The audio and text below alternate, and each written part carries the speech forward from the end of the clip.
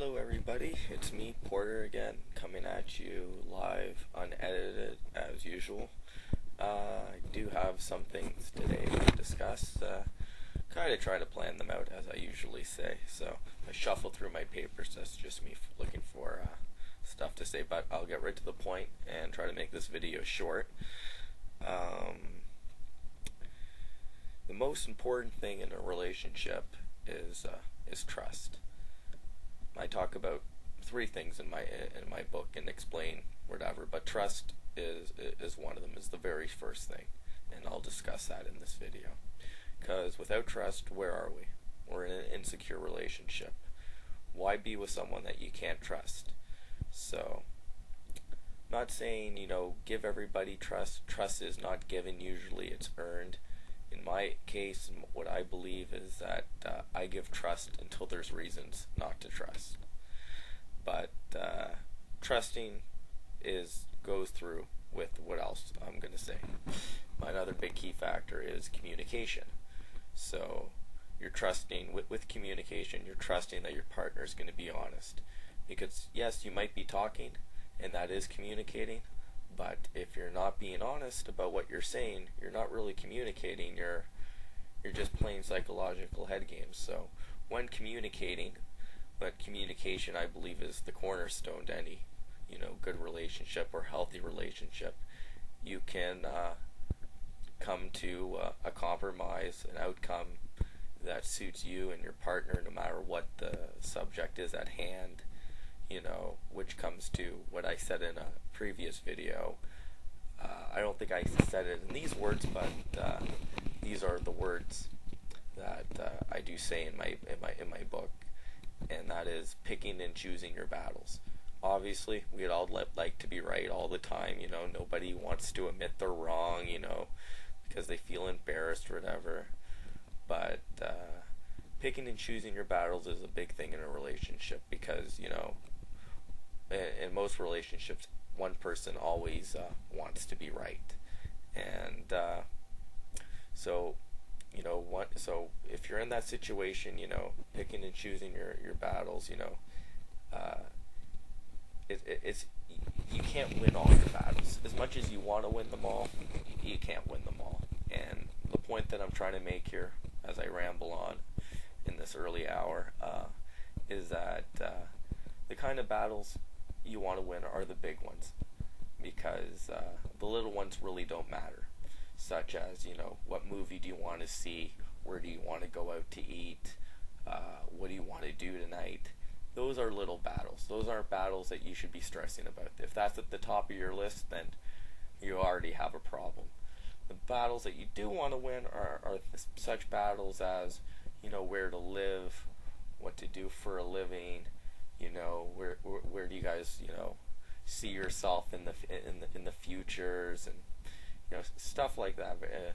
Important things, how you want to raise your kids, do you want to have kids, and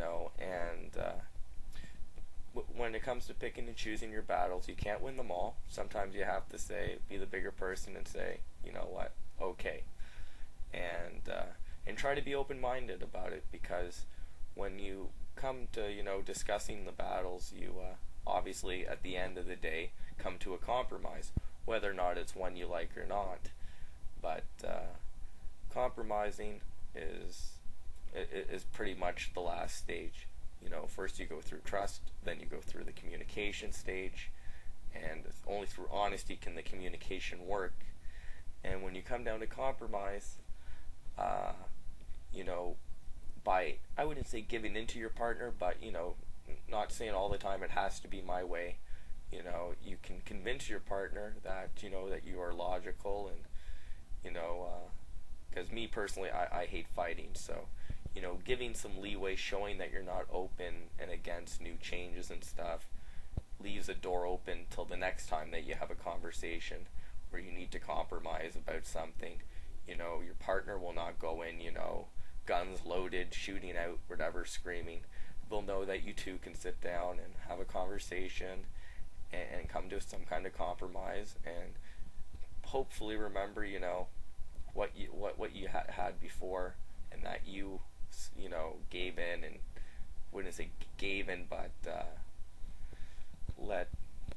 let it be, whatever. Let your spouse have it their way, just because it wasn't worth it. But so picking and choosing your battles is a big thing, whatever. Remember, little ones you don't want to win, or you don't have to win all the time. The big ones are not. You don't have to win all the time either, but you should be focusing more on the big ones. Cheating. When it comes to cheating, the first thing you got to ask yourself is, why did this happen? It could happen for many reasons. It could happen from your sex life becoming routine to becoming non-existent.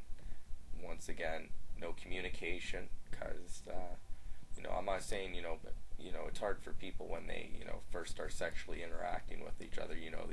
Not everybody's so open and blunt and say, do this to me, I like that. So 2 or 3 months into a relationship, if you're not, still don't feel comfortable, whatever, talking about that thing with, talking about sex and what your likes and dislikes are, chances are you're not right for that person. As I said, a relationship should make you feel stronger, not inferior, and you shouldn't be with anyone that puts you down, because you deserve better than that. Let's see what else I can give. Okay, well, here's a sexy advice for all the teenage boys from 14 to 18, I guess. Even for the older, immature ones, whatever. I'll admit I have done this, whatever, and that's why, as I said, all my stories are factual. It might not be the greatest thing, but I did get laid a few times doing it, whatever. As I said, I would never rape or tell you I love you or get you drunk to have sex. But one thing is I used to say, or whatever, but it's both pleasures. I used to say, whose pleasure is it the girls or the guys when you get eaten out? And it's neither. Even though some guys enjoy doing it, and I know women love it, whatever. At least that's the way I thought when I was 16. But if you're with somebody, you can finger a girl with her pants on, but you definitely can't sleep with her. Kind of hard. So if you're making out with someone heavily, and you obviously you unbutton the pants, you try to take off the pants, but she won't let you. Just pretend. I'm not saying pretend, but actually go and do it, whatever. Go downtown, pack a lunch, whatever. Go down there for a few moments and proceed to eat out, and she'll take off her pants for that, of course. And now she already has her pants off, so now whatever. And most guys don't know how to eat out girls. We'll talk about that another day. But so she didn't want to have sex. Can't finger her with her pants on. Can't sleep with her with her pants on. You can finger her with her pants on, but can't eat her out too well with her pants on. So when the pants get off, go down there for about 3 or 4 seconds, arouse her, and then come up. And I wouldn't say 9 times out of 10, but I'd say you got a 50-50 chance, that the girl's gonna say, well, my pants are already off, so we might as well have sex. I've already come this far. I know it's a cruel, dirty trick, but for you guys, you can try it. For you women, watch out for it. And guys, no means no. Just because her pants are off doesn't mean, it's open seasons, okay, we can have sex. I'm just saying, you're putting the idea in her head saying that, my pants are already off, I'm really aroused, and you ate me out really bad. Maybe the sex will be better. So, I gave some lovey-dovey advice and some sicko advice for anyone that's trying to get laid, and by all means, please keep the questions coming. I'd love to answer them. Until next time.